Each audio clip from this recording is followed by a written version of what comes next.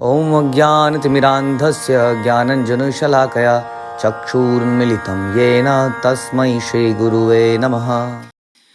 हरे कृष्णा। श्री चैतन्य चरितामृत मध्य लीला chapter 13 श्लोक संख्या 139। तो हम सुन रहे हैं किस प्रकार से रथ यात्रा में राधा रानी के भाव में चैतन्य महाप्रभु नृत्य कर रहे हैं। कभी आगे जाते हैं, कभी पीछे जाते हैं। जब वो पीछे जाते हैं तो रथ रुक जाता है और चैतन्य महाप्रभु नाचते नाचते कुछ भागवतम के और अन्य पुराणों के साहित्यों के गीत गाते हैं जिसमें राधा रानी के दिव्य भावों के बारे में बताया है। लेकिन कोई इसको समझ नहीं पाता है कि ये डिस्कशन क्या हो रहा है। केवल स्वरूप दामोदर समझ पाते हैं। और इस डिस्कशन में मुख्य रूप से राधा रानी कह रही है कि आपका यहाँ पर ये जो भाव है वो ऐश्वर्य का भाव है। और जो है हमें जो हमारी जो लीलाएं संपन्न हुई हैं, माधुर्य लीला, वो लीलाएं वृंदावन भाव में, वृंदावन में स्थित हुई हैं, संपन्न हुई हैं। तो आप कृपया वहाँ चलिए, उस भाव में आइए। तो जो भक्ति का जो सबसे उत्तम फल है वो सरलता में, ह्यूमिलिटी के अंदर है ना। इस भाव से भगवान की भक्ति में है, टोटल शरणागति में, अन्य अभिलाषिता शून्यम में, कोई और अभिलाषा नहीं। हमने सुना किस प्रकार हमारा मन वृंदावन बन जाता है जब हमारे मन में कोई और चिंतन नहीं होता, किसी और प्रकार की इच्छा नहीं होती है भौतिक भोगों की, तो मन वृंदावन बन जाता है। तो इसी भाव में जारी करते हैं। पूर्वे उद्धव द्वारे एबे साक्षात हमारे योग ज्ञाने कहिला उपाय, तुम्ही विदग्ध कृपामय जाना अमार हृदय मोर एछे कहित न आया। हे कृष्ण, जब आप पहले मथुरा में रह रहे थे तब आपने मुझे योग तथा ज्ञान की शिक्षा देने के लिए उद्धव को भेजा था। तो उद्धव को भेजा था कि वो थोड़ा सा उनको संभाल पाएं, समझा पाएं कि भगवान का ध्यान करेंगे तो भगवान आप साक्षात देख पाएंगे, क्योंकि वो तो कण कण में व्याप्त हैं। इसलिए तुम रोती क्यों हो हे गोपियों। तो ये थोड़ा सा दिस इज ओके। जैसे हम बात जानते हैं भगवान की जो ज्ञान है वो 3 लेवल पे होता है, हमने कई बार सुना है। एक तो ब्रह्म है, एक परमात्मा है, और एक कृष्ण साक्षात है। जिनको साक्षात कृष्ण से प्रेम होता है वो कृष्ण को साक्षात चाहते हैं या उनकी लीलाओं को डिस्कस करते हैं। लेकिन जो कण कण में व्याप्त है परमात्मा या शक्ति के रूप में है, उसका ध्यान जो है भक्त लोग नहीं करते हैं, क्योंकि उनको उसमें संतुष्टि नहीं मिलती है, पूर्ण संतुष्टि नहीं मिलती है। जिसको कर्ण कर्ण में व्याप इस परमात्मा की पूर्ण से ही पूर्ण संतुष्टि मिल जाती है, वो टॉप मोस्ट रस को प्राप्त नहीं कर रहा है इस वास्तव में। और क्या होता है, उस रस उससे कई बार गिरने का खतरा हो जाता है। यदि हम कृष्ण को साक्षात उनका श्रवण कीर्तन करते हैं, जो कि उनका साक्षात दर्शन के समान है, उसको साक्षात्कार कहते हैं। या उनका नाम जपना, उनकी लीलाओं के बारे में चर्चा करना, ये दोनों हम करते ही हैं। उनके विग्रह के दर्शन करना। तो इस प्रकार हम साक्षात कृष्ण के टच में आते हैं। उनका कण कण में व्याप्त शक्ति के रूप में देखना उन्हें ये प्रारंभिक स्थिति है। इस प्रारंभिक स्थिति से यदि हम आगे नहीं बढ़े, अक्सर हम लोग भक्ति में इसी प्रारंभिक स्थिति में अटक जाते हैं। हु इज़ गॉड हम डिस्कस करते हैं। गॉड इज़ देयर इन फूलों के अंदर, पत्तियों के अंदर, पक्षियों के अंदर हम देखते हैं, कण कण में है। This is very good. But ultimately ये उस व्यक्ति के लिए और अच्छा होता है जब इससे उन्हें पर्सनल कृष्ण की याद आती है। जैसे हम बोलते हैं ये चीज़ें भी अच्छी हैं, क्योंकि इससे हमें अल्टीमेटली उस कृष्ण की याद आती है जो श्याम सुंदर हैं, यशोदानंदन है। अगर ये चेतना केवल यहीं तक रह गई कि वो हाँ ये देखिए ये भी कृष्ण है, ये भी कृष्ण है, which is true, but this is not the ultimate thing. तो हमें उसके पास जाने के लिए, उस पर्सनल फॉर्म की तरफ जाने के लिए उनकी लीलाओं को सुनना पड़ेगा, उनके रूप के बारे में सुनना पड़ेगा। जैसा हम सुनते हैं भागवतम में, चैतन्य चरितामृत में। तो यही बता रहे हैं कि आपने मुझे ये ज्ञान देने के लिए उद्धव को भेजा था, अब आप स्वयं वही बात कह रहे हैं, किंतु मेरा मन उसे स्वीकार नहीं करता। मेरे मन में ज्ञान योग और ध्यान योग के लिए कोई स्थान नहीं। अब इसका मतलब ये नहीं है कि ये गलत है, जैसा हमने बताया, लेकिन एक भक्त के लिए ज्ञान और ध्यान की आवश्यकता नहीं रह जाती, क्योंकि वो साक्षात कृष्ण को चाहता है। यही हमें चाहना पड़ेगा, तभी हम गोलोक धाम जाएंगे। साक्षात कृष्ण। तो उसके लिए हमें क्या करना पड़ेगा, कृष्ण वृंदावन में रहते हैं तो हमें अपना हृदय वृंदावन बनाना पड़ेगा, जिसमें कोई और इच्छा नहीं है। हम कई दिनों से चर्चा करते आ रहे हैं कि हमारे हृदय में बहुत सारी इच्छाएं हैं अभी भी। जब तक वो इच्छाएं हैं ये साक्षात दर्शन नहीं हो पाएगा। बस कृष्ण को हम मानेंगे, ही इज द सुप्रीम, उनको कण कण में मानेंगे, लेकिन वो आनंद प्राप्त नहीं होगा। उसके लिए कृष्ण से घनिष्ठता पैदा करनी पड़ेगी, उनका हृदय को वृंदावन बनाना पड़ेगा। उनके लीलाओं का ध्यान करना पड़ेगा, सुनना पड़ेगा, नाम जपना पड़ेगा, पर्सनल फॉर्म के बारे में सोचना पड़ेगा। तो इस प्रकार से उन्होंने बोला कि ज्ञान योग और ध्यान योग से मेरा कोई मुझे इससे आराम नहीं मिलता है। यद्यपि आप मुझे अच्छी तरह जानते हैं, फिर भी ज्ञान और ध्यान योग का उपदेश दे रहे हैं। ऐसा करना आपके लिए उचित नहीं है। ठीक है। तो भक्त जो परम रस को प्राप्त करता है वो फिर इस ध्यान और ज्ञान में ज़्यादा, हाँ, इसलिए एक भक्त को कहते हैं ना, आपने सुना था बृहद भागवत में। तो बृहद भागवत में अर्जुन नेक्स्ट लेवल का जब भक्त बनता है, जब अर्जुन के पास जाया जाता है कि अर्जुन जो है महान भक्त है, तो अर्जुन के पास जब हम पहुँचते हैं तो अर्जुन यही बोलता है, मैं तो गीता में ही अटका रह गया। गीता तो ज्ञान है, गीता के ऊपर जाना पड़ेगा, यानी कि श्रीमद् भागवत में। तो गीता पढ़ना तो अनिवार्य है, क्योंकि हम लोग इतने भाव में नहीं अभी कि वहीं पर स्थित रह सकें। हाँ, तो इसलिए हम लोग गीता पढ़ते रहते हैं ताकि हमारे अनर्थ दूर होते रहें, ज्ञान भी मिलता रहे। लेकिन अल्टीमेटली भागवतम, चैतन्य चरितम जैसे ग्रंथों में भगवान की लीलाएं हैं, भक्त लोग इन्हीं में रमण करते हैं वास्तव में। इसका मतलब ये नहीं कि गीता तो हमें रोज़ पढ़नी है, क्योंकि हमें अपने ज्ञान की तलवार को भी तेज़ रखना है, क्योंकि हम दिन रात ऐसी जगहों के बीच में रहते हैं जहाँ बहुत ही करप्शन दिमाग में घुसती है। इसलिए लेकिन यदि केवल गीता से काम नहीं चलेगा, हमें श्रीमद् भागवतम और चैतन्य चरितामृत में भगवान की लीलाओं में, कथाओं में डूबना पड़ेगा। उससे हमें नरिशमेंट मिलेगा। तो जो कृष्ण के विचारों में सदा मग्न रहता है, उसे परम सत्य की खोज करने की चिंतन विधि अर्थात योग विधि अच्छी नहीं लगती। हाँ, चिंतन चिंतन चिंतन चिंतन, हाँ, चिंतन अबाउट सोल सोल सोल, अलग अलग कण, पंच तत्व, ये कण उसमें मिल गया, ये कण उसमें मिल गया। तो बहुत ज़्यादा एनालिटिकल स्टडी नहीं करते हैं हम लोग। अल्टीमेटली पढ़ते हैं, समझ में आ जाता है कि कृष्ण इस भगवान स्वयं, और वो उनकी डायरेक्ट भक्ति में लग जाते हैं, उनके भक्तों की सेवा में लग जाते हैं, अलग अलग तरह के भक्तिमय आदान प्रदान करते हैं। किसी के घर जाते हैं, कोई उनके घर में आता है, कभी उनके घर में मंगला आरती है, कभी वो किसी घर में जा रहे हैं, कभी प्रसाद में आ रहे हैं, कभी एक साथ हरिनाम संकीर्तन में जा रहे हैं, कभी किसी को उपहार दे रहे हैं, कभी किसी का गुणगान कर रहे हैं, कभी वो उनका गुणगान कर रहा है, और कभी वो कृष्ण को सजा रहे हैं, आरती कर रहे हैं, न जाने क्या क्या कर रहे हैं। तो इन कामों में उसको आनंद मिलता है वास्तव में। भक्त कभी भी चिंतनशील कार्यों में रुचि नहीं दिखाता। उसे ज्ञान का अनुशीलन या योग का अभ्यास करने के बजाय मंदिर में अर्चा विग्रह की पूजा करने, भगवान की सेवा में निरंतर लगे रहना चाहिए। इसलिए बड़ा जरूरी है कि हमें अपने घरों से निकलना पड़ेगा। केवल घरों में रह के भक्ति नहीं हो पाएगी। इसलिए श्रील प्रभुपाद ने भावनामृत संघ बनाया, कृष्ण भावनामृत संघ। संघ ऐसे थोड़ी होता है कि आपने अपनी जगह में बैठे रहो और करते रहो। माना कि हम जूम या कई माध्यम से ऐसा कर रहे हैं, लेकिन ultimately this is not the ultimate thing. ये तो केवल हमने चर्चा करी, अब हमें इसको प्रैक्टिकली करने के लिए साथ में आना पड़ेगा, साथ में मिलना पड़ेगा, कुछ करना पड़ेगा। भगवान की मूर्ति अर्चा विग्रह या अर्चा अवतार कहलाती है, जो परम भगवान का भौतिक पदार्थ में प्राकट्य है। अंततः पदार्थ में प्रकट कृष्ण अथवा आत्मा में प्रकट कृष्ण में कोई अंतर नहीं है, क्योंकि दोनों ही उनकी शक्तियां हैं। कृष्ण के लिए पदार्थ और आत्मा में कोई अंतर नहीं है। अतः भौतिक रूप से उनका प्राकट्य उनके मूल रूप सच्चिदानंद विग्रह जितना ही अच्छा है। यानी कि जो विग्रह के अंदर जो भगवान का प्राकट्य है वो उतना ही है बेहतर जितना कि उनका स्वयं सच्चिदानंद विग्रह है। शास्त्रों द्वारा निर्धारित तथा गुरु द्वारा बताए गए विधि विधानों के अनुसार अर्च विग्रह की पूजा में संलग्न भक्त को क्रमशः अनुभव होता है कि वह पूर्ण पुरुषोत्तम भगवान के प्रत्यक्ष संपर्क में है। अतः वह तथाकथित ध्यान, योग और मानसिक तर्क वितर्क में रुचि नहीं रखता। ठीक है। इसीलिए हमारे जीवन में इतनी तरह की प्रभुपाद ने डायरेक्ट नवधा भक्ति दी है। नवधा भक्ति के अलग अलग प्रकारों को हमारे दिन की दिनचर्या में दिया गया है कि नहीं। कभी हम अर्चना करते हैं, कभी हम कीर्तन कर रहे होते हैं, हाँ, कितने काम कर रहे होते हैं। पाद सेवन, भक्तों की सेवा करना भी एक तरह से पाद सेवन है। तीर्थ यात्राओं में जाना भी पाद सेवन है, यात्राओं में जाना। तो इस तरह से हम सारी चीजें कर ही रहे हैं। आप देखेंगे कहीं ना कहीं, कहीं ना कहीं, कहीं ना कहीं। तो भक्त लोग इन विधियों में ज़्यादा संलग्न होते हैं, बल्कि कि बैठ के आपस में चर्चाएं करते रहें, शुष्क चर्चाएं। ये बड़ा जरूरी है।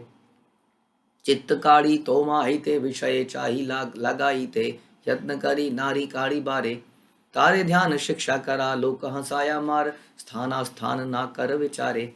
चैतन्य महाप्रभु ने आगे कहा, मैं अपनी चेतना आपसे हटाकर भौतिक कार्यों में लगाना चाहती हूँ। चैतन्य महाप्रभु ने कहा कि मैं चाहती हूँ, राधा रानी के श्लोक बोल रहे हैं, लेकिन लाख प्रयत्न करने पर भी ऐसा नहीं कर पाती। मैं आप में से चेतना ही नहीं हटा पाती। जैसे कोई एक एक लस्टी व्यक्ति है, वो किसी स्त्री पर या कोई स्त्री ऐसी व्यक्ति, उसको चेतना ही नहीं हटती है उसी पर। या आजकल इवन शादी से पहले ही कई स्त्रियां कई पुरुष जो है किसी पे चेतना लगाए रखते हैं। ऐसी पिक्चरें बन जाती हैं कि कोई आदमी था, किसी की पिक्चर देखता देखता मुंबई में पहुंच गया, हाँ, और मुंबई में उसी के सपने देखता रहा, उसी की बालकनी में चढ़ के एक दिन उसके घर के बाहर पहुंच गया। इतना, और वो जो है कन्या, वो तो किसी उसके बारे में कभी सोचती भी नहीं है, हाँ, वो क्योंकि वो तो किसी और के बारे में सोच रही है। तो जैसे चैतन्य महाप्रभु ने बताया कि संसार में भी ऐसे रहो जैसे ही कोई कोई व्यक्ति किसी स्त्री से आकर्षित हो जाता है, वैश्या से, और उसी पे चेतना बनाए रखती है, या स्त्री किसी पुरुष से हो जाती है, लेकिन अपने सांसारिक कार्यों को इस तरह से निभाती है। तो ये जो है नेगेटिव एग्जाम्पल चैतन्य महाप्रभु देते हैं हमारी बुद्धि को पॉजिटिव करने के लिए। उसी तरह से हमें ऐसा नहीं करना है, हमें उसी तरह से चेतना को कृष्ण में लगाए रखना है। राधा रानी कहती है मैं हटाने का प्रयास भी करती हूँ तो भी नहीं हटा पाती हूँ, लेकिन सांसारिक काम वो करता रहता है, just like mechanics, mechanical things. Yes, हमारा जप मैकेनिकल नहीं होना चाहिए, लेकिन हमारे कार्य मैकेनिकल हो सकते हैं। जो भौतिक कार्य हैं करने हैं तो करने हैं। हम भौतिक कार्यों में बहुत परफेक्शन दिखाते हैं। हम देखते हैं कि भक्त लोग ऑफिस के कार्यों में, बिजनेस के कार्यों में इतनी परफेक्शन दिखाते हैं, लेकिन भक्ति की सेवाओं में भूल गया प्रभु जी, प्लान नहीं कर पाया। और ऑफिस के अंदर कितनी प्लानिंग करते हैं, क्योंकि वहाँ से डायरेक्ट कुछ फ़ायदा मिल रहा होता है, ऐसा लगता है हमें कि वहाँ से तो फ़ायदा है, करेंगे तो नोट मिलेंगे, प्रमोशन मिलेगी, बोनस मिलेगा। बहुत प्लानिंग करते हैं, बहुत चिंतन करते हैं, लेकिन यहाँ पर चिंतन नहीं कर पाते। तो हमारे भौतिक कार्य ऐसे होने चाहिए जैसे मैकेनिकल काम कर रहे हैं हम लोग, और सारा ध्यान चित्त पीछे से केवल भक्तिमय कार्यों में होना चाहिए। तो राधा रानी कह रही है मैं ध्यान को हटाना भी चाह रही हूँ तो हटा नहीं पा रही हूँ। ऐसा हमारी चेतना हो पाए, ऐसा हमें सोचना है। हम हटा रहे हैं तो भी ध्यान बार बार सेवाओं में जा रहा है, बार बार भगवान के ध्यान में जा रहा है, उनकी लीलाओं में जा रहा है। हमने आपसे बोला था कि कल आप जब भी किसी के साथ बैठना तो कुछ कृष्ण संबंधी चर्चा करना, जो हम लेक्चर में बताते हैं। तो आपसे अनुरोध है कि क्लास के बाद बताइए कि किस किस ने ऐसा किया। कहीं ये प्रवचन भी एक मैकेनिकल ना बन जाए। आपने कहा सब कुछ मैकेनिकल है, तो प्रवचन भी मैकेनिकल बन चुका है। ओके, मैं स्वभाव से आपकी ओर उन्मुख हूँ, अतएव आपका यह उपदेश कि मैं आपका ध्यान करूं अत्यंत हास्यास्पद लगता है। इस तरह तो आप मुझे मार डाल रहे हैं। तो कह रही है कृष्ण तुम कह रहे हो कि मेरा ध्यान करो, पत्तों में मुझे देखो, सूर्य की रोशनी में मुझे देखो, चंद्रमा मुझे देखो। कैसे देखें? श्याम सुंदर से हमारा ध्यान हटेगा तब तो मैं देखूंगी उस तरफ। मुझे मार डालना चाहते हो तुम। तो इस तरह से बोल रही हैं। आपके लिए अच्छा नहीं है कि आप मुझे उनके उपदेशों का पात्र समझें। तो इसलिए ये भक्तों के लिए है कि भक्त केवल चंद्रमा और सूर्य और इसी में भगवान को देखने से संतुष्ट नहीं हो जाते। उन्हें तो भगवान का साक्षात्कार करना होता है, उनके दर्शन, उनकी सेवाएं करनी होती है, उनके धाम में उनके साथ जाके उनके भक्तों के साथ अनेक लीलाओं में सेवाएं करनी होती है।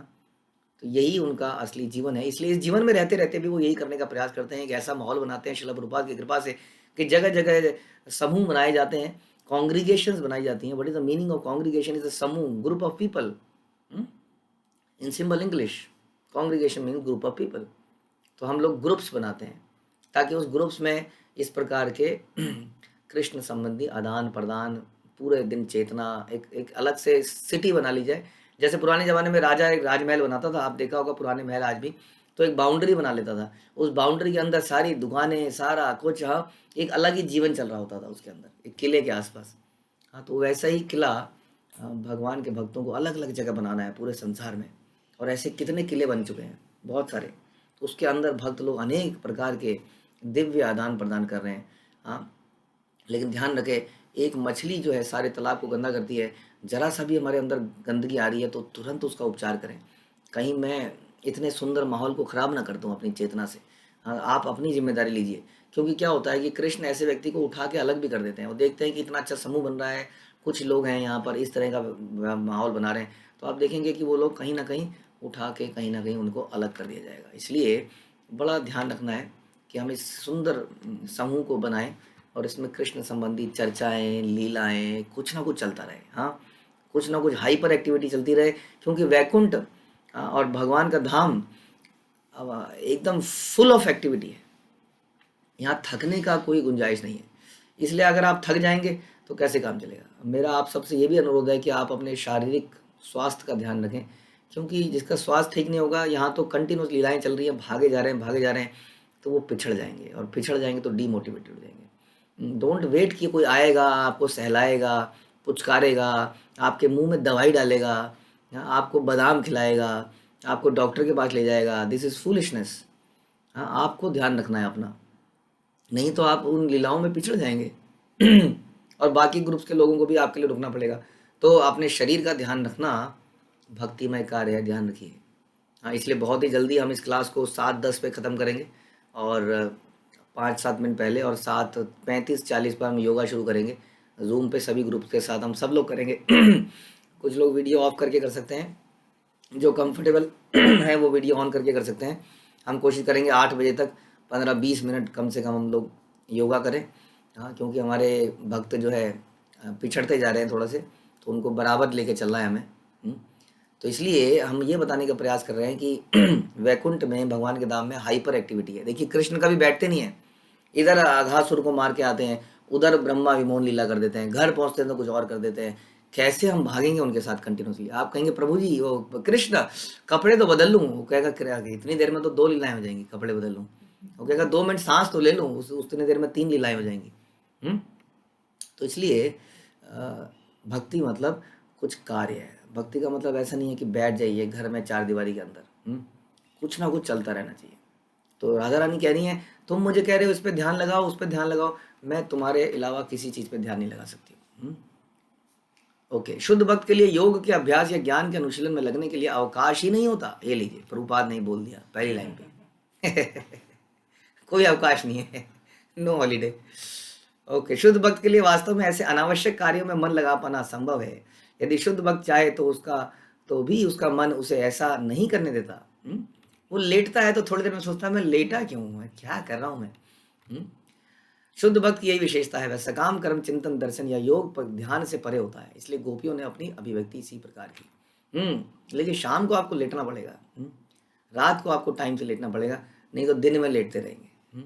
इसलिए कोशिश कीजिए कि हम 9 बजे सो ही जाएं किसी तरीके से।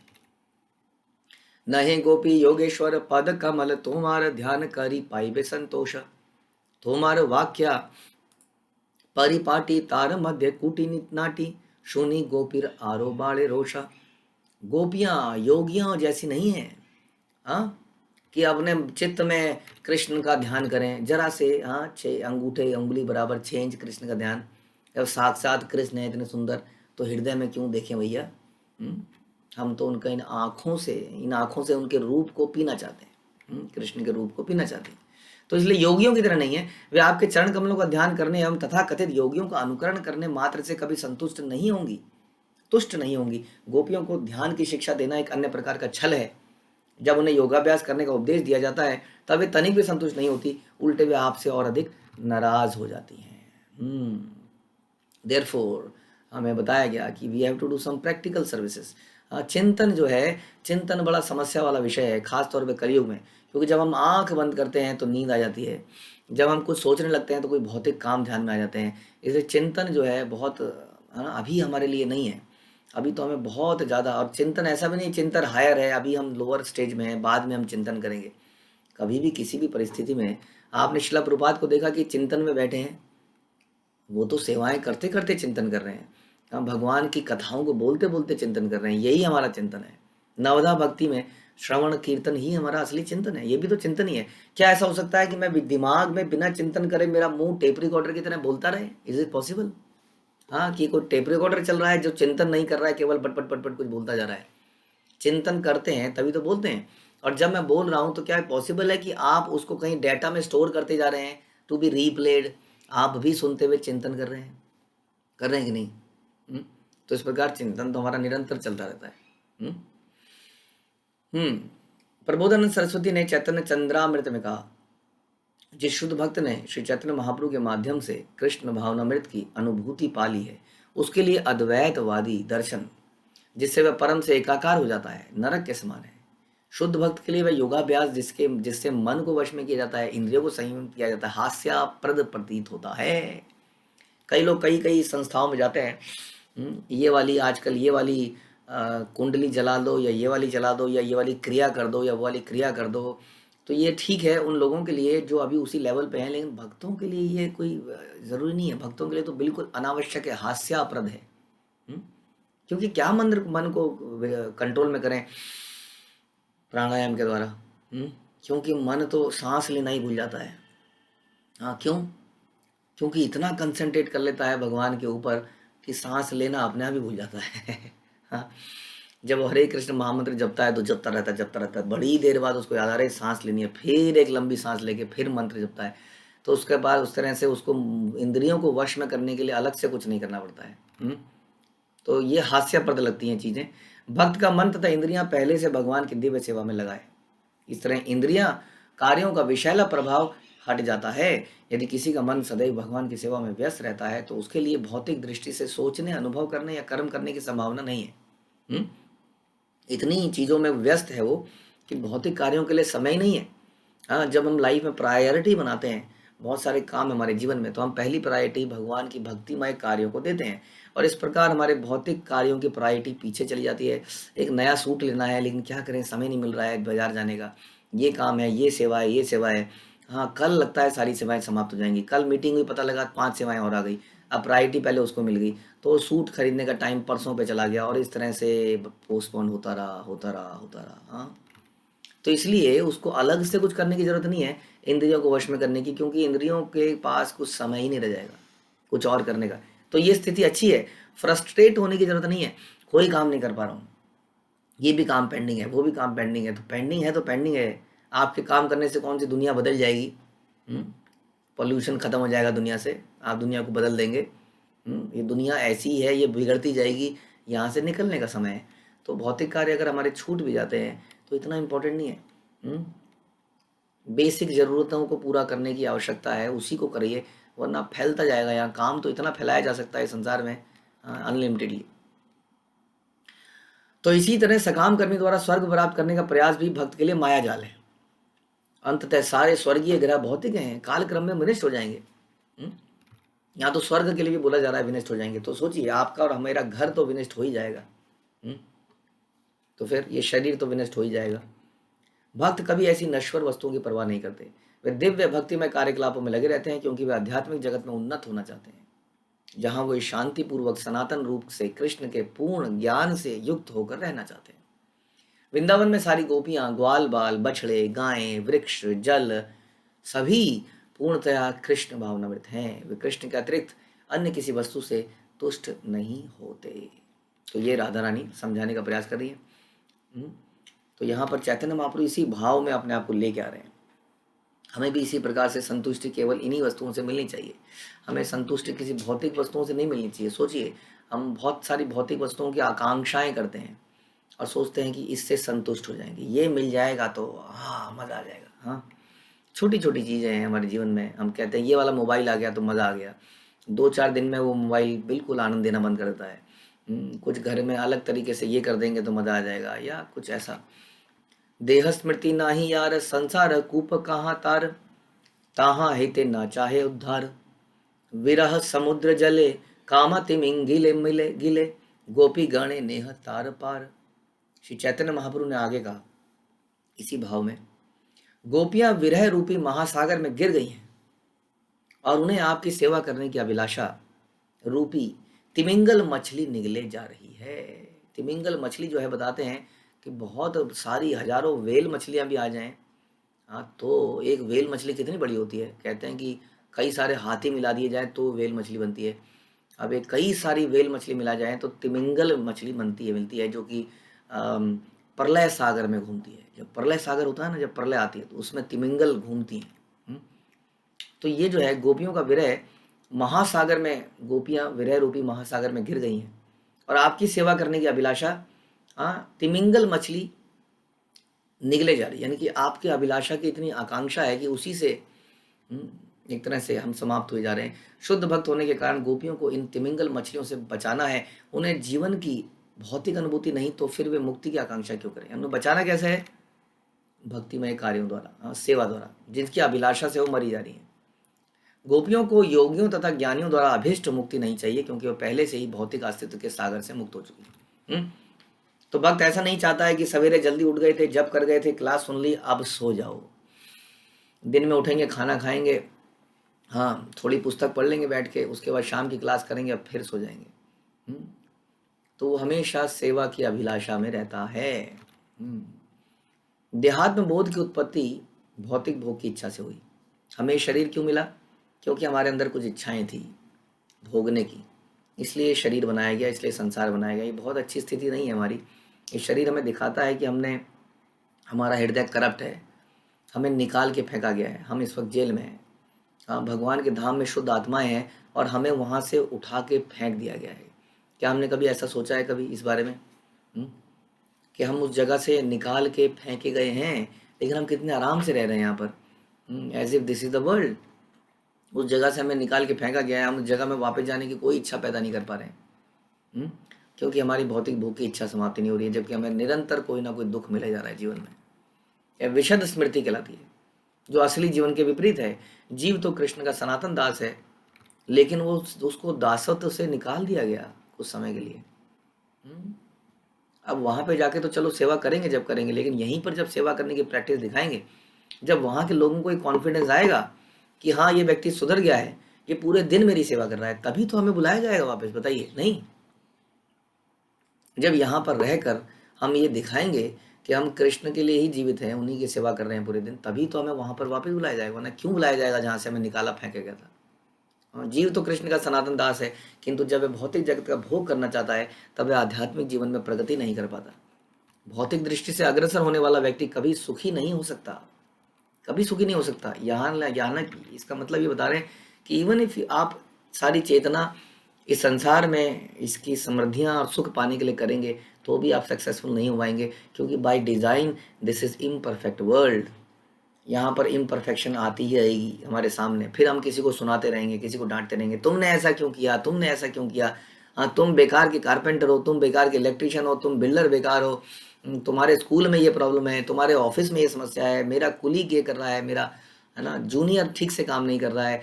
Because there is imperfection every step, every place there is imperfection and imperfection. इसलिए यहाँ पर क्या होगा, पूरा कंसंट्रेशन करने के बाद भी कभी व्यक्ति सुखी नहीं रह पाएगा।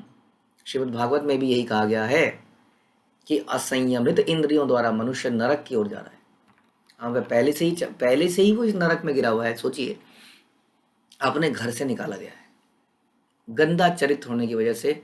सच बात तो यही है कि हमें अपने घर से निकाला गया है, और यहाँ पर भी हम इसमें भी सबसे घटिया जगह में जाने की तैयारी कर रहे हैं, जिसको हम नरक कहते हैं। वह पहले से ही चबाई हुई वस्तुओं को चबाता रहता है, बारंबार जन्म और मृत्यु को प्राप्त होता है। हर बार परिवार बनाता है, घर बनाता है, फिर मरता है, फिर दोबारा पैदा होता है, फिर एक नया घर बनाने का कोशिश करता है। घर बनाया जा रहा है। जैसे बच्चे समुद्र के किनारे छोटे छोटे घर बना लेते हैं, तो इस तरह से वो संसार में बार बार आता है, घर बनाता है। पता नहीं कितने घर बना लिए होंगे आपने, कितने हाउसिंग लोन ले लिए होंगे इतने जन्मों में कितने हाउसिंग लोन ले लिए होंगे हमने, कितनी शादियां कर ली होंगी, कितने बच्चे पैदा कर लिए होंगे, फिर भी अभी ये वाले बच्चे बस सेटल हो जाएं। कितने तो बच्चे पैदा कर चुके हैं, कितने बच्चों की शादियां कर चुके हैं। तो इन्हीं चीज़ों में बारंबार, इसे कहते हैं पुनरअपि जनन पुनर्मरणम, या पुनः पुनः चर्विना नाम, दोबारा च्यूइंग द च्यूड, बार बार उन्हीं चीज़ों को करता जा रहा है। लेकिन क्या है, विस्मृति, शास्त्रों पे बिलीव नहीं है। कुछ दिन पहले कोई व्यक्ति भक्त हमसे पूछ रहे थे ना कि हाउ डू आई नो कि मैंने क्या किया है, तभी तो मेरा रियलाइजेशन होगा। Why do you want to know this, कि हमने एग्जैक्टली क्या किया है। जेल में आना वाला अगर भूल भी जाए कि वो जेल में क्यों आया था, तो जेल में है, उसको सोचना चाहिए कि मैंने कुछ ना कुछ पाप कर्म किए हैं, तभी मैं जेल में हूँ। तो इस प्रकार से हमें खुद ही चिंतन करना चाहिए कि मैं यहाँ पर क्यों हूँ। बद्ध जीव जन्म जन्म मृत्यु के बीच की अवधि का उपयोग घिसे पिटे कार्य, कौन से घिसे पिटे कार्य हमारे, आहार निद्रा भय मैथुन में करते हैं पूरा जीवन। घिसे पिटे कार्य, घिसे पिटे क्यों कर रहे हैं, क्योंकि मन जाने कितनी बार हमने इसको कर लिया है, कितनी बार।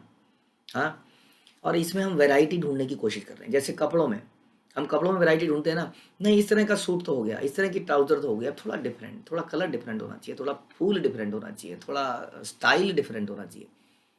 उसी में हम बदलते रहते हैं। पुराना फैशन आगे आ जाता है, आगे वाला फैशन पुराना चला जाता है, फिर पुराना फैशन आगे आता है। तो वही घिसे पिटे कार्यों को हम कर रहे हैं, उन्हीं में कुछ वैरायटी ले आते हैं। आज तोरी बना दी, कल कद्दू बना दिया, परसों टिंडा बना दिया, सब्जियां खत्म हो गई 6 दिन में, अगले हफ्ते फिर वही चीज़ बना दी लेकिन हमें वैरायटी ढूंढ ढूंढ के हम पागल हो गए हैं।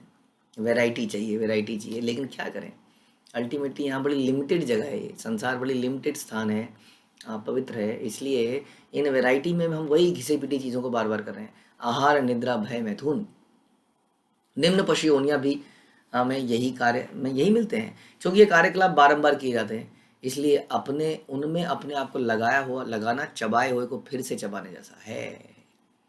हाँ, यदि मनुष्य घिसे पिटे भौतिक जीवन में लगे रहने की अभिलाषा त्याग दे, कृष्ण भावना मृत्यु में लग जाए, तो वह भौतिक प्रकृति के कठोर नियमों से छूट जाएगा। पूरा दिन वैरायटी ऑफ खाना बनाने में निकल जाता है, चाहे वो भोग ही क्यों ना हो। भगवान के लिए तो भोग बनाना है, लेकिन बहुत सारा समय, कंसंट्रेशन, कैसे खाने में कुछ वैरायटी पैदा किया जाए। कई जगह पति पत्नी के झगड़ा ही इस प्रकार का है। रोज उबला हुआ दे देती है, तेरे हाथ में क्या है, क्या बना देती है, कुछ तो वैरायटी होनी चाहिए। हाँ, तो लेकिन उससे हमें आनंद नहीं मिलेगा। अल्टीमेटली हम ये डिस्कस कर रहे हैं, हम बनाने का प्रयास करते हैं, लेकिन वास्तव में जो ये समझ जाए कि ये क्या है, chewing the chewed, this is गन्ने को चूस के फेंका हुआ है, इसमें दोबारा से जरा सा पानी डाल देंगे, फिर चूसेंगे, हल्का सा पानी मुंह में आएगा, हम कहेंगे हाँ आ गया, कुछ आ गया। जैसे कि ऊंट जो है कांटे खाता है, अपना ही खून निकलता है, उसको पीता है, सोचता है वाह वाह वाह, मज़ा आया मज़ा आया मज़ा आया। तो इस प्रकार से हमें समझना पड़ेगा कि असली आनंद यदि लेना है, असली वैरायटी लेनी है, तो कृष्ण के धाम में ही मिलेगी, क्योंकि वहाँ चिन्मय वस्तु है। यहाँ पर जो एक एक चीज़ है ना, जो पेन है, मोबाइल है, ये सब डेड मैटर है, डेड मैटर। वहाँ पे अगर वृक्ष भी है, नदी भी है, तो कोई जीवित प्राणी है, सोचिए। तो कितनी कॉन्शियसनेस है वहाँ हर चीज़ में, इसलिए वहाँ पे कितनी वैरायटी होगी। कृष्ण एक लीला को बार बार उसी तरह से नहीं करते हैं, जैसे हमने सुना, अनेक लीलाएं करते हैं। श्रीमद् भागवत भगवान की कुछ ही लीलाओं को बताते हैं। ऐसा बोला जाता है कि संसार में आप हो सकता है कि संसार के सारे कणों को गिन लो। संसार के कण जानते हैं आप, जब खिड़की से देखते हैं तो कई बार सूर्य की रोशनी अंदर आती है खिड़की के अंदर, तो उसमें कुछ कुछ कण देखते हैं उड़ते हुए। तो वो कण जो हैं, आप सोचिए संसार में ऐसे कितने कण होंगे। ऐसा बोला जाता है कि इट इज़ पॉसिबल कि आप उन कणों को गिन लें, लेकिन इट इज़ नॉट पॉसिबल कि भगवान की लीलाओं और गुणों को आप गिन पाएँ। तो इतनी वैरायटी, यदि वास्तव में आपको वैरायटी चाहिए, आदमी वैरायटी ढूंढता है अपनी पत्नी में, हाँ, लड़कियों में, लड़कों में, कपड़ों में, खाने में, देखने की वस्तुओं में, हाँ, मोबाइल्स में। यदि आपको वास्तव में वैरायटी चाहिए, तो वो वैरायटी भी आपको भगवान के धाम में ही मिलेगी। यदि मनुष्य घिसे पीटे भौतिक जीवन में लगे रहने की अभिलाषा को त्याग दे और कृष्ण भावना मृत्यु में लग जाए, तो वह भौतिक प्रकृति के कठोर नियमों से छूट जाएगा। उसे मुक्त होने के लिए अलग से प्रयास करने की जरूरत नहीं। यदि वह भगवान की सेवा मात्र में अपने आप को लगा सके, तो उसका स्वतः उद्धार हो जाएगा। इसलिए श्रीला बिल्वमंगल ठाकुर ने कहा है कि मुक्ति तो मेरे समक्ष हाथ जोड़कर खड़ी रहती है और मेरी सेवा करने की भीख मांगती रहती है, लेकिन हम ही मुक्ति को ठुकरा देते हैं, बिकॉज वी वांट कृष्ण की सेवा। हाँ, वृंदावन गोवर्धन यमुना पुलिन वन, सही कुंजे रासादिक लीला, सही व्रजेर व्रज जन माता पिता बंधुगण, बड़ चित्र के मने पासा रीला। यह विचित्र बात है कि आप वृंदावन की भूमि को कैसे भूल गए। भला आप अपने पिता, माता और मित्रों को कैसे भूल गए। आपने गोवर्धन पर्वत, यमुना तट तथा उस वन को जहां आप रास नृत्य का आनंद लूटते थे, किस तरह भुला दिया। तो ये डिमांडिंग कई बार भगवान को प्रताड़ित कर देती हैं गोपियाँ, क्योंकि वो इस भाव में है और वो प्रताड़ित कर भी नहीं पाती हैं, करते ही दूसरे क्षण उनके चरणों में गिर जाती हैं। तो ये भी प्रेम का ही एक दूसरा विकार है। यहाँ पे डांटा नहीं जा रहा है वास्तव में, ये उनको याद दिलाया जा रहा है, क्योंकि उन्हीं के स्मरण में है। तुम भूल गए वृंदावन की उन लीलाओं को, वृंदावन को कैसे भूल गए। विदग्ध मृदु सदगुण सुशील स्निग्ध करुण, तुम्ही तोमार नाही दोषा भाष, तब ये तोमार मन नाही स्मरे व्रज जन, से अमार दुर्दैव विलास। हे कृष्ण, आप समस्त सद्गुणों से युक्त शिष्ट महानुभाव हैं। अभी प्रताड़ना किया पिछले श्लोक में, अगले श्लोक में क्या बोला, आप शिष्ट गुणों से युक्त महानुभाव हैं, आप सदाचारी हैं, नम्र हृदय वाले तथा दयालु हैं। मैं जानती हूं कि आप में दोष का लेश मात्र भी नहीं है, फिर भी आपका मन वृंदावन वासियों का स्मरण तक नहीं करता। देखिए दोनों बातें मिक्स हो रही हैं, या हमारे दुर्भाग्य के अलावा और क्या हो सकता है।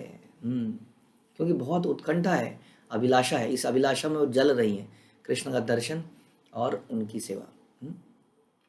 तो इसलिए उनका उनको दयालु भी बोल रही हैं, साथ ही साथ बोल रही हैं कि आप कैसे भूल गए, आपको स्मरण नहीं हो रहा है क्या?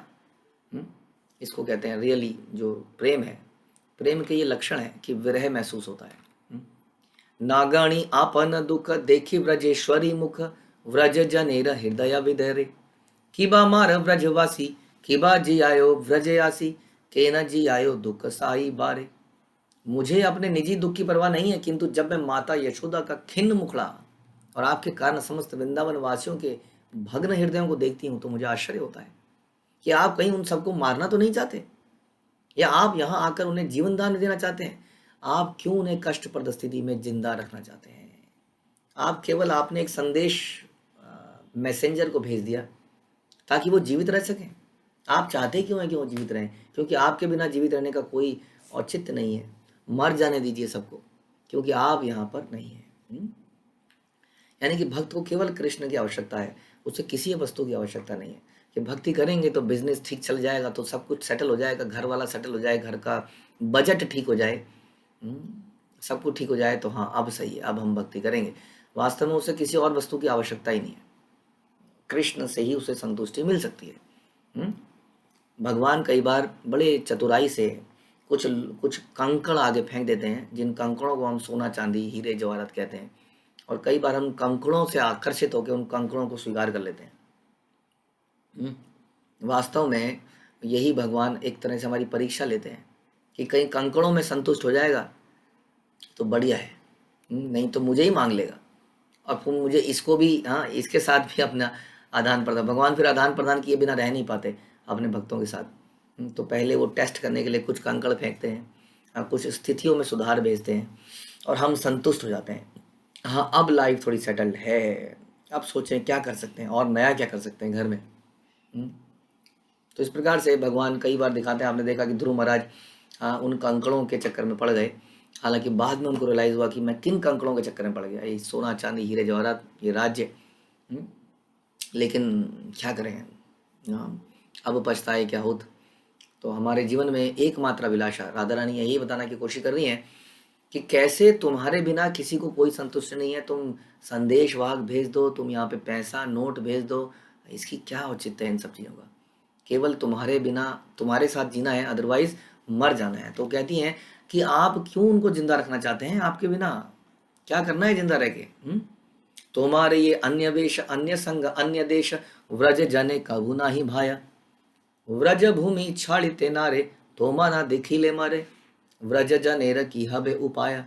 वृंदावन के निवासी आपको न तो राजकुमार के वेश में देखना चाहते हैं, नहीं वे चाहते हैं कि आप अनजाने देश में महायोद्धाओं की संगति करें। हाँ वे वृंदावन भूमि को छोड़कर नहीं छोड़ सकते, और आपकी उपस्थिति के बिना वो सब मर रहे हैं। न जाने उनकी दशा कैसी होगी। हाँ अब आप कोई कहेगा कि वृंदावन को क्यों नहीं छोड़ देते, फिर भगवान के साथ ही क्यों नहीं चले जाते मथुरा में, द्वारका में? क्योंकि वो जानती हैं कि भगवान वृंदावन के कण कण में हैं, लेकिन उनका साक्षात दर्शन भी करना चाहती हैं। वृंदावन के हर पत्ता हर नदी में भगवान की लीलाएं याद आती हैं। हाँ यहाँ पर कृष्ण ने बांसुरी बजाई थी, यहाँ पर रास नृत्य हुआ था, लेकिन मथुरा में तो क्या हो जाएगा? चलो जी बैठ जाइए, होशियार खबरदार, कृष्ण पधार रहे हैं। हाँ अब गोप गोपियां क्या कहेंगे, क्या हो रहा है ये सब, छोड़ो ये सब क्या है। खोलो अपने लंच बॉक्स, चलो कृष्ण हमारे साथ कहीं गायें चराने चलेंगे। तो इसलिए मथुरा में वो सेटलमेंट हो नहीं पाएगी, द्वारका में हो नहीं पाएगी, इसलिए वो कृष्ण को वहीं बुला रहे हैं। और वो जानते हैं कि कृष्ण भी वृंदावन को छोड़ के जाते नहीं है, फिर भी क्यों जाना, न जाने क्यों चले गए हैं। जरूर कोई ऐसी जिम्मेदारियां रह गई होंगी, जरूर कोई ऐसी जिम्मेदारियां रह गई होंगी, तभी तो ऐसा कर रहे हैं, राइट? तो ऐसा वो उनको याद दिला रही हैं, इसलिए वृंदावन को छोड़ के नहीं जाना चाह रही हैं, वहीं पर उनको बुलाना चाह रही, क्योंकि वृंदावन से उनका कोई ऐसा अटैचमेंट नहीं है जैसा हमें अपने घरों से अटैचमेंट है। उनका अटैचमेंट वृंदावन से केवल कृष्ण के कारण है। इसलिए वो उनको याद दिला रही है कि वृंदावन भूमि को छोड़ नहीं सकते, और आपकी उपस्थिति के बिना वो सब मर रहे हैं। न जाने अगर वृंदावन से इतनी अटैचमेंट होती तो फिर मर क्यों रहे हैं? इसका मतलब वो जो अटैचमेंट है वो भी कृष्ण संबंधी है। कृष्ण के उस माधुर्य रस का संपादन केवल वृंदावन में हो सकता है, इसलिए वो वृंदावन की याद दिला रही हैं, उनको वहीं बुला रही हैं। तो हमें भी ऐसा सोचना चाहिए कि हम अपने जीवन में बहुत सारा ऐश्वर्य सेटलमेंट करने की प्रयास कर रहे हैं, कोई धन जोड़ रहे हैं, उसका कोई लाभ नहीं मिलेगा, क्योंकि उससे वो आनंद नहीं मिलेगा। यदि आपके पास 3 वक्त का बढ़िया खाना नहीं भी होगा तो भी आप आनंद में रह सकते हैं। कितने योगी, कितने भगवान के भक्त हैं जो सूखा रूखा खाते थे। हम सुनते हैं षड गोस्वामी के बारे में, जो कि अपार धन के मालिक थे, अपार धन के मालिक। हमारे पास 10 तोला, 20 तोला, 100 तोला सोना होगा, पता नहीं 100 तोला किसी पे होगा सोना, हाँ, आई डोंट नो, किसी पे होगा तो। लेकिन रूप सनातन पे तो बड़ी सी बोट को पूरा भर दिया जाए, उसमें कितना किलो सोना होगा, सोच सकते हैं आप। और उन्होंने उन सबको फेंक दिया। हाँ, फेंका क्या मतलब, दान दे दिया ब्राह्मणों को प्रचार कार्य के लिए। और खुद क्या करते थे, खुद जगह जगह पे कुछ कुछ मांग के खाते थे, सूखी रोटी। हाँ, वो भी जब उन्हें समय मिलता था। तो सोचिए, इसका मतलब हम जितनी व्यवस्थाएं, सुविधाएं एकत्रित करते रहते हैं अपने जीवन में, वो हमें सुख नहीं देंगे। नहीं तो हमारे षड गोस्वामी क्यों ऐसा सब त्याग देते। इसलिए सोचने की ज़रूरत है कि लाइफ में कभी ऐसा नहीं होगा कि now I am settled, now I can do this. उसमें बहुत जीवन का श्रम चला जाएगा और आनंद फिर भी नहीं मिलेगा। तो जीवन के हमें असली चीज़ को खोना नहीं है। आज हमने यही सीखा राधा रानी के भाव से, जो चैतन्य महाप्रभु इस रथ यात्रा में दिखा रहे थे कि नथिंग बट कृष्णा। हाँ, कृष्ण की चर्चा, कृष्ण की भक्ति, बाकी चीज़ें मिले ना मिले ज़रूरी नहीं है लाइफ में। ठीक है। हरे कृष्णा। श्री चैतन्य चरितामृत की जय। श्रील प्रभुपाद की जय। कृष्णास कविराज की जय।